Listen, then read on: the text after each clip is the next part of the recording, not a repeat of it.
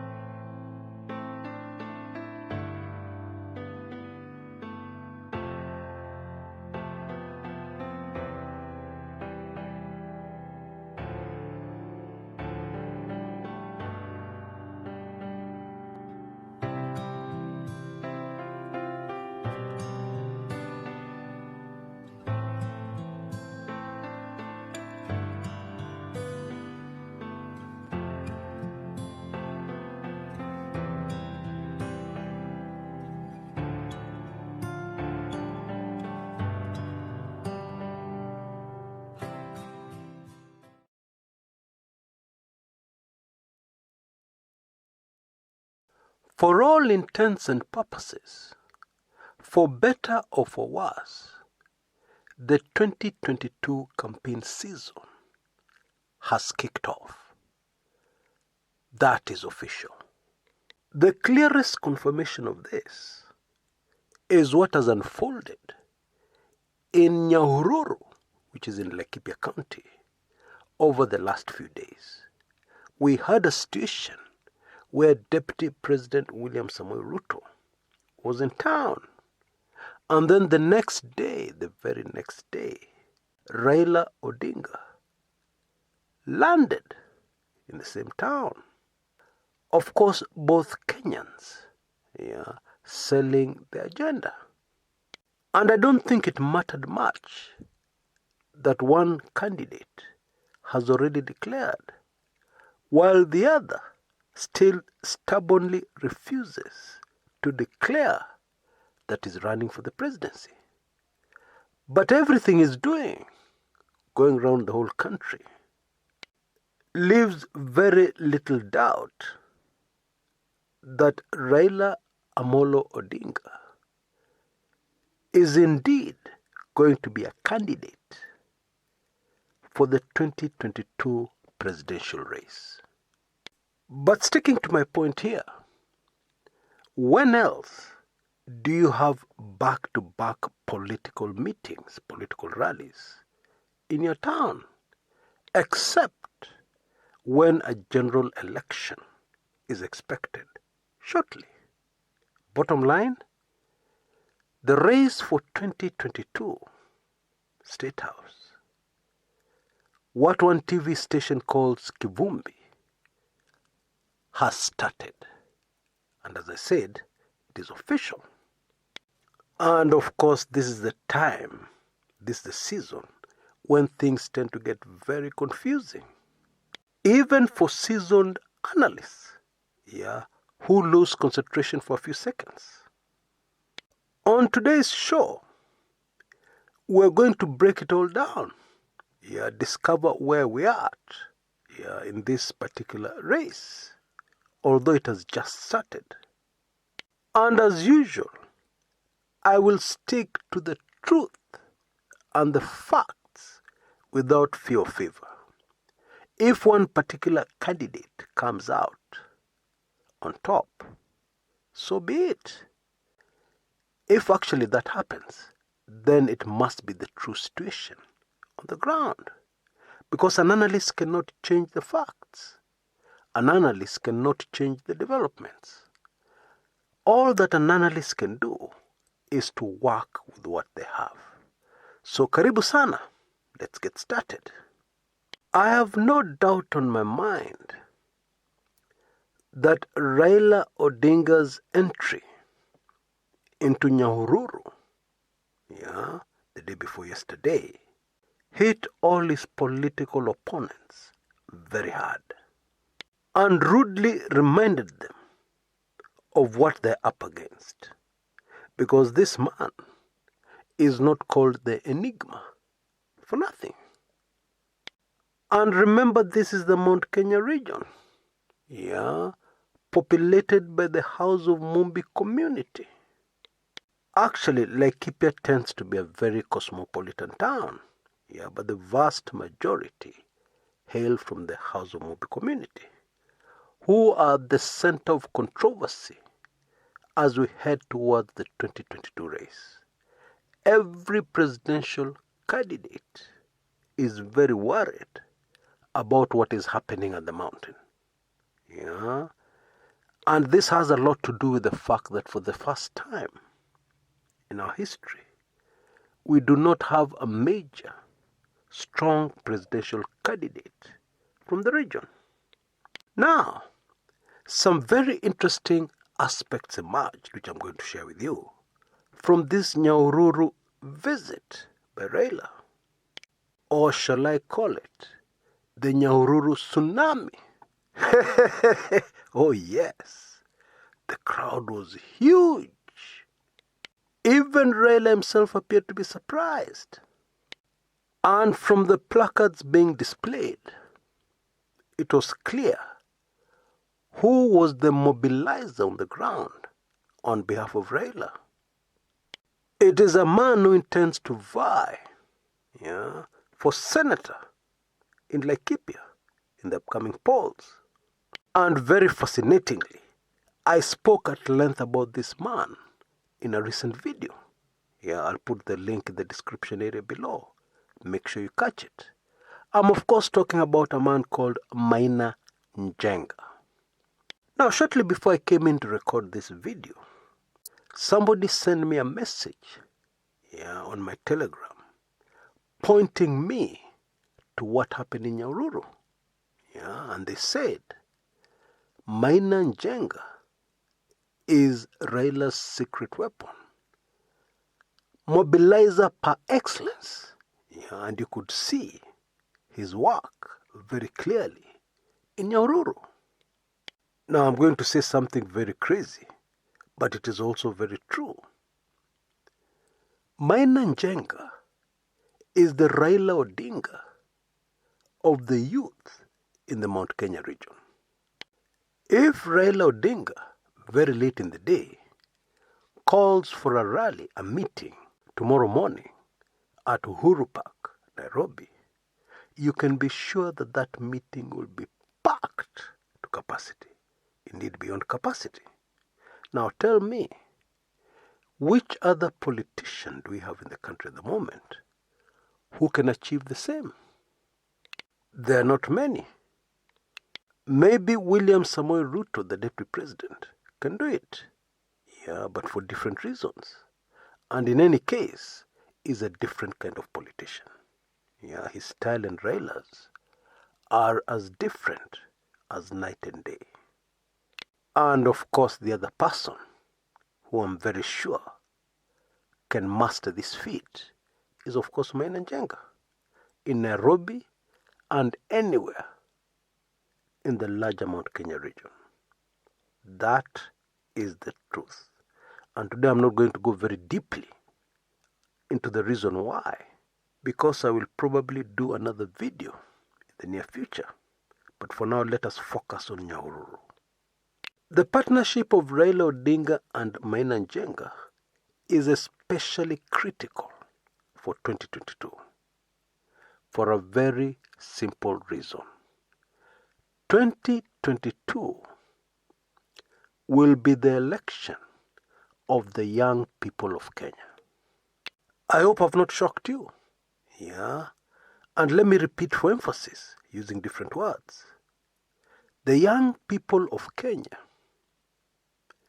under the age of 30 years, are the ones who are going to decide who the next president of Kenya is going to be.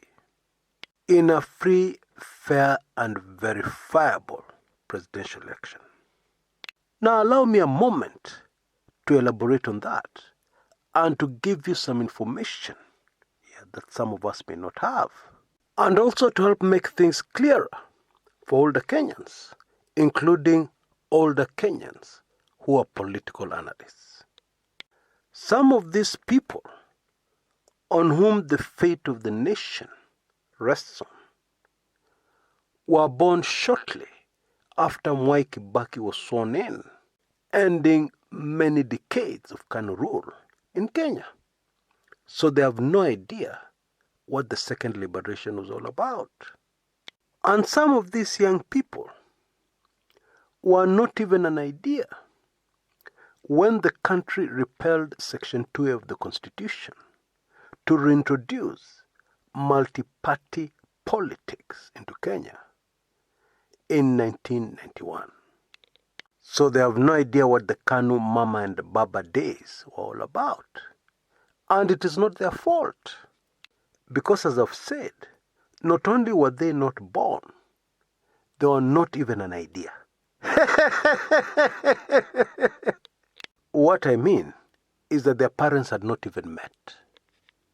But my big point here is that the challenge for major presidential candidates is how to effectively reach this group of Kenyans. Critical group of Kenyans who will decide the elections. A vast majority of them have a very short, and I mean a very short, attention span. Yeah. So I'm sure now you'll no longer be surprised why the TikTok forum has been such a hit in Kenya. Short videos, less than a minute, expressing ideas in less than a minute, explaining something in less than a minute. Now, let me ask you a question. Do you think it is possible in less than a minute to explain to somebody Kenya's journey to where we have reached right now and why the next election, 2022 presidential elections, is so critical to our country that if we get it wrong, Kenya kwisha? How do you explain that in less than a minute? And an even bigger challenge, how do you explain that history and keep them interested in less than a minute? Now, don't get me wrong. Yeah, we have some young people in Kenya who are absolutely amazing. They have surpassed even the greatest Kenyans we've had in the past. And they're scattered all over the world. And some of them have returned to Kenya. And some of them are in Kenya. And some of them can give older Kenyans a history lesson they will never forget. Oh yes, we have them. Make no mistake about it. This is the generation of Kenyans who are super achievers. Indeed, some of them are already lecturers at our major universities. However, in this instance, I'm talking about the majority. I'm talking votes. I'm talking numbers. If I gave you a profile of the subscribers on this channel and the regulars on this channel, you will start to understand. I have very few of those young Kenyans. Although I hope in this election, I will get many of them.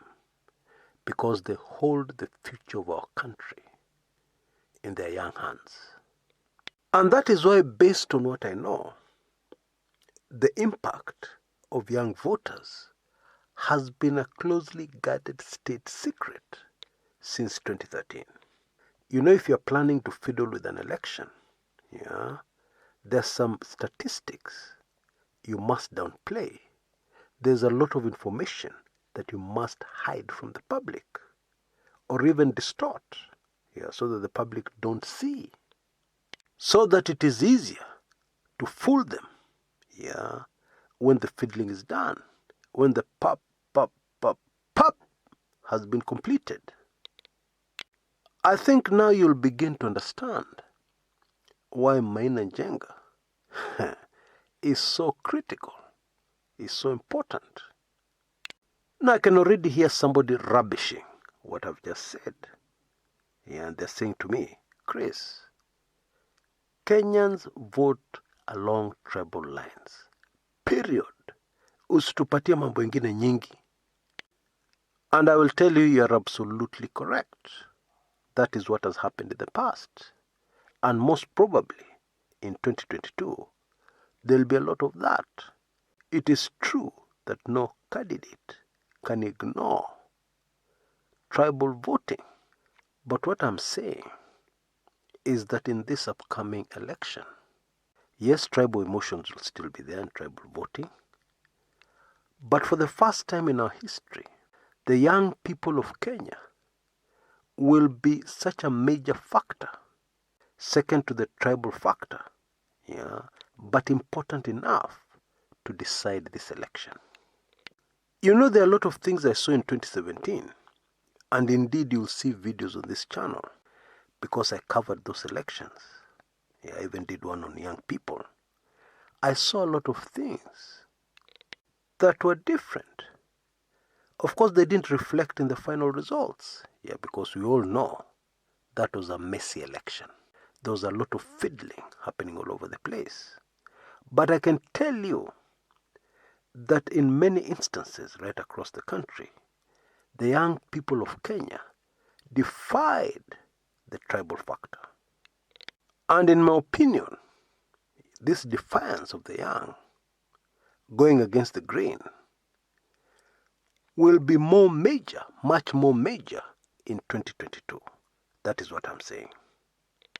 Indeed, this is also very good news for Deputy President William Samoei Ruto, if he's going to be on the ballot, because he started focusing on the young people of Kenya a long time ago, shortly after the 2017 presidential elections. And I think today you understand why, if you didn't understand before. The Deputy President has brought in very many young people into politics.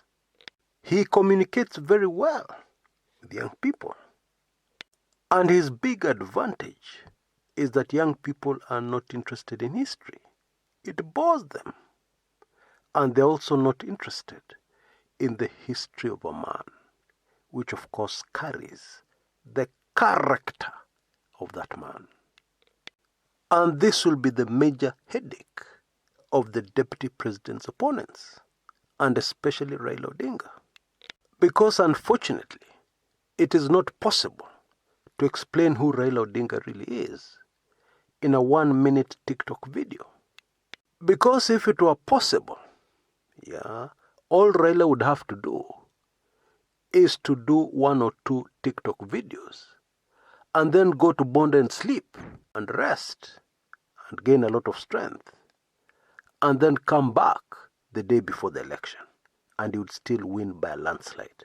And let me emphasize that I'm not talking with Madarao. Remember, I'm saying the vast majority of young people.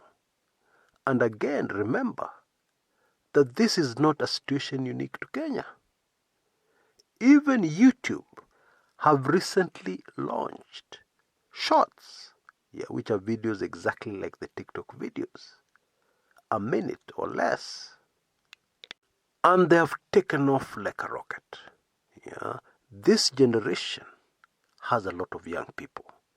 This generation has a lot of people with short attention spans. This generation worldwide has many people who do not want to go into anything too deeply.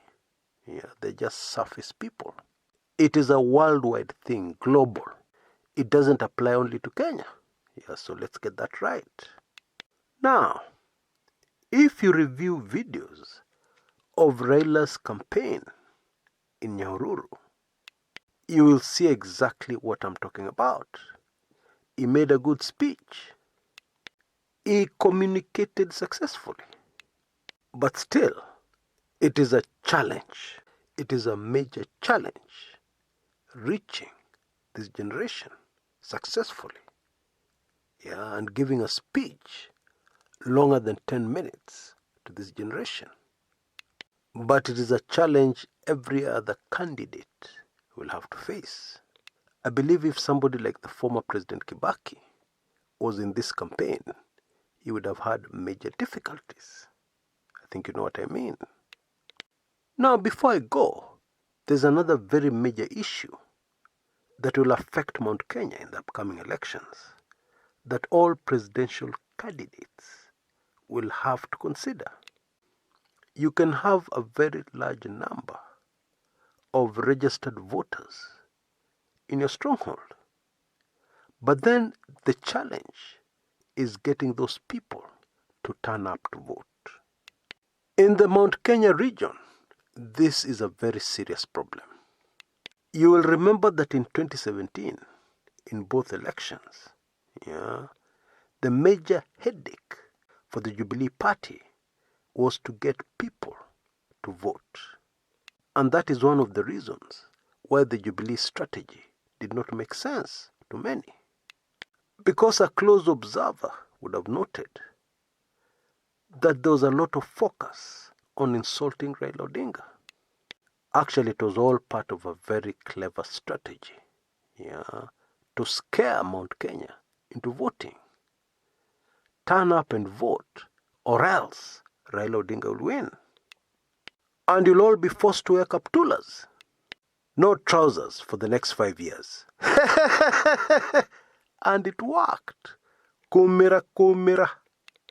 Now in 2022, it will be worse.